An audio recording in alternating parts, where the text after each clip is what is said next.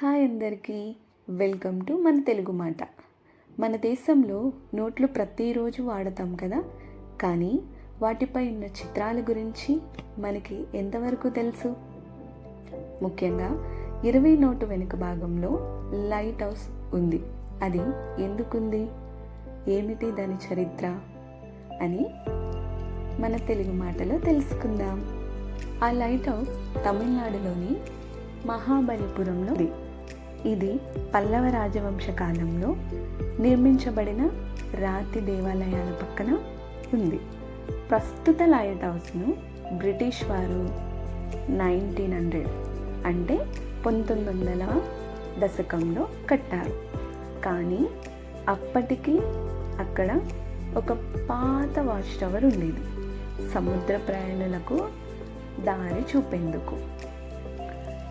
ఎందుకు ఆర్బీఐ ఎంపిక చేసిందంటే, ఆర్బీఐ నోట్లను డిజైన్ చేసే సమయంలో మన దేశ సంస్కృతి, చరిత్ర చూపించేందుకు చిత్రాలను ఎంచుకుంది. 20వ నోటు కోసం మహాబలిపురం లైట్ హౌస్ను ఎంచుకోవడమే దానికి ఒక ఉదాహరణ.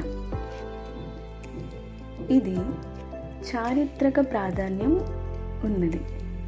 దక్షిణ భారతదేశ సంస్కృతిని ప్రతిబింబిస్తూ చూడడానికి ప్రత్యేకంగా ఉంటుంది.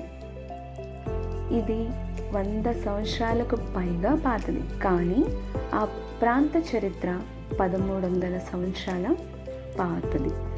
పక్కనే ఉన్న షోర్ టెంపుల్ ఒక యునెస్కో హెరిటేజ్ సైట్.